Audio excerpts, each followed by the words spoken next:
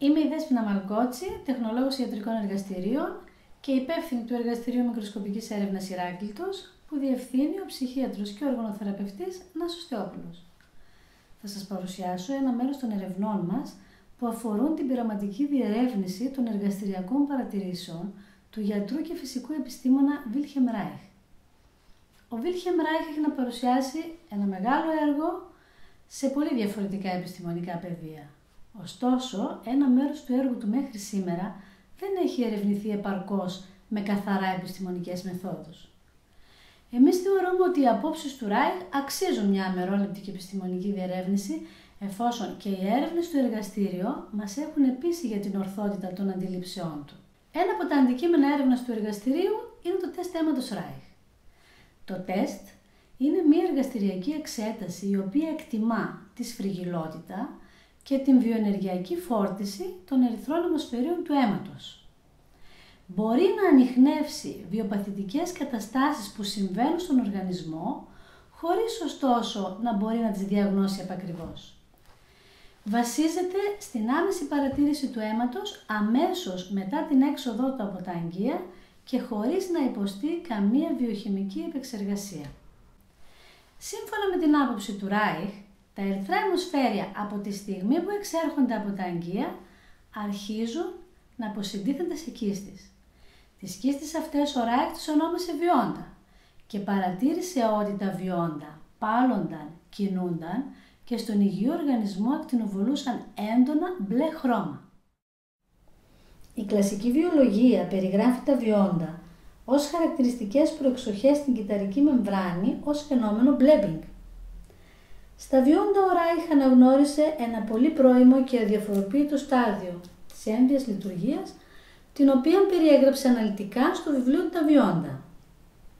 Με μια πληθώρα πειραμάτων που διεξήγαγε στο Όσλο από το 1936 έως το 1939, κατέδειξε την βιοντική αποσύνθεση της άβιας και έμβιας ύλης και τη μετέπειτα οργάνωση των βιόντων σε σχηματισμούς που παρουσιάζουν χαρακτηριστικά έμβιας λειτουργικότητας.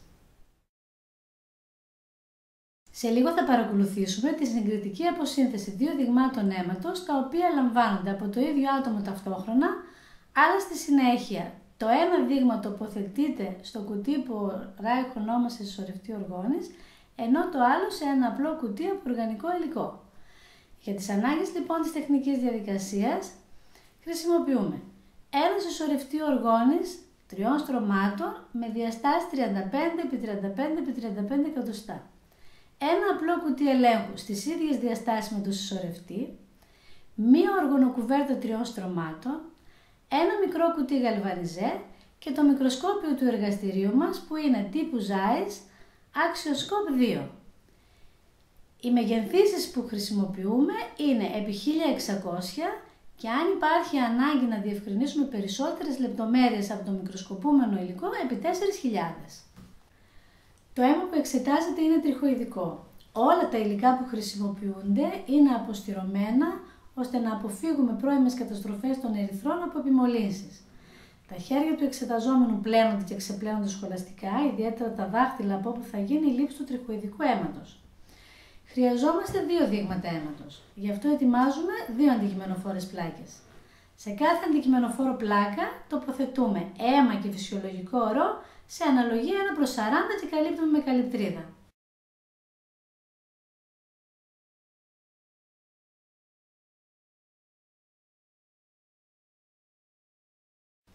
Η κύρια δυσκολία στην τεχνική μας είναι να πάρουμε τα ερυθρά στη φυσιολογική τους κατάσταση.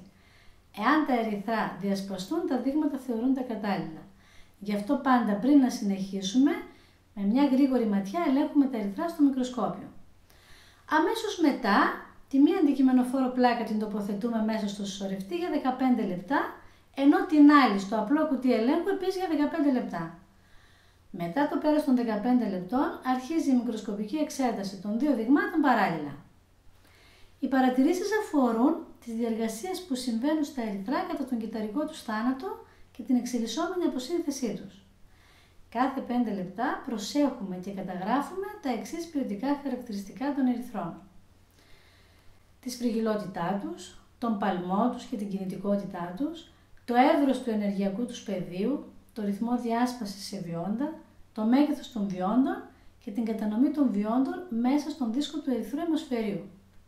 Σκοπός της εξέτασης είναι να εντοπίσουμε τις διαφορές που υπάρχουν στα δύο δείγματα όσον αφορά τα παραπάνω χαρακτηριστικά των ερυθρών αιμοσφαιρίων. Έτσι θα μπορέσουμε να προσδιορίσουμε τυχόν επιδράσεις που ασκήθηκαν στα ερυθρά εξαιτίας των διαφορετικών συνθηκών που επικρατούν στα δύο κουτιά. Τα δύο δείγματα ελέγχονται εναλλάξ το ένα μετά το άλλο και καταγράφονται σε βίντεο. Ας δούμε τώρα σε σύγκριση τα μικροσκοπικά πεδία των δύο δειγμάτων και τις διαφορές που παρουσιάζουν. 20 λεπτά μετά τη λήψη του αίματος και στα δύο δείγματα τα ερυθρά εμφανίζουν καλή κινητικότητα και παλμό. Το ποσοστό διάσπασης υπολογίστηκε στο 1% περίπου. 25 λεπτά μετά τη λήψη του αίματος. Εξακολουθεί να υπάρχει καλή κινητικότητα και παλμός και στα δύο δείγματα. Τα ερυθρά που παρέμειναν στο κουτί ελέγχου εμφανίζουν χαλαρές μεμβράνες και το ποσοστό διάσπασης υπολογίστηκε στα 2 έως 3% περίπου. Τα ερυθρά που παρέμειναν στο συσσωρευτή διασπάστηκαν σε ποσοστό 1% περίπου. 40 λεπτά μετά τη λήψη. Τα ερυθρά που παρέμειναν στο κουτί ελέγχου έχουν παλμό, αλλά τα περισσότερα είναι ακίνητα και το ποσοστό διάσπασης είναι 2 έως 8% περίπου. Τα ερυθρά στο συσσωρευτή εξακολουθούν να έχουν καλή κίνηση και παλμό με ποσοστό διάσπασης 2 έως 3%. 50 λεπτά μετά τη λήψη του αίματος. Οι διαφορές μεταξύ των εξεταστέων δειγμάτων γίνονται ακόμα πιο εμφανείς. Τα ερυθρά που παρέμειναν στο κουτί ελέγχου διασπάστηκαν σε ποσοστό 40-50%. Τα ερυθρά στο συσσωρευτή διασπάστηκαν σε ποσοστό μόλις 5%. Από τα στοιχεία που μας έδωσε η μικροσκοπική έρευνα των δύο δειγμάτων παρατηρούμε τα εξής.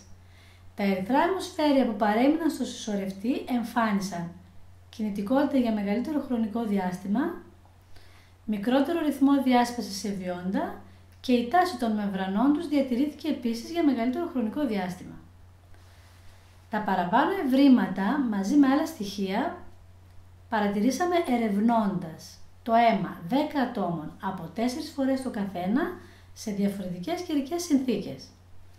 Τα στοιχεία που μας έδωσε η έρευνα είναι τα εξής.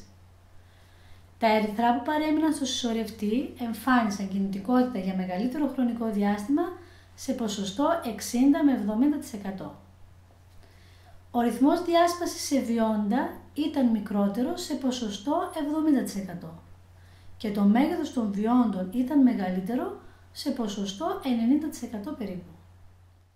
Παρατηρήσαμε επίσης ότι όταν η υγρασία στην ατμόσφαιρα ήταν σε ψηλά επίπεδα, οι διαφορές στα ποιοτικά χαρακτηριστικά των ερυθρών στα δύο κουτιά ήταν σημαντικά μικρότερες.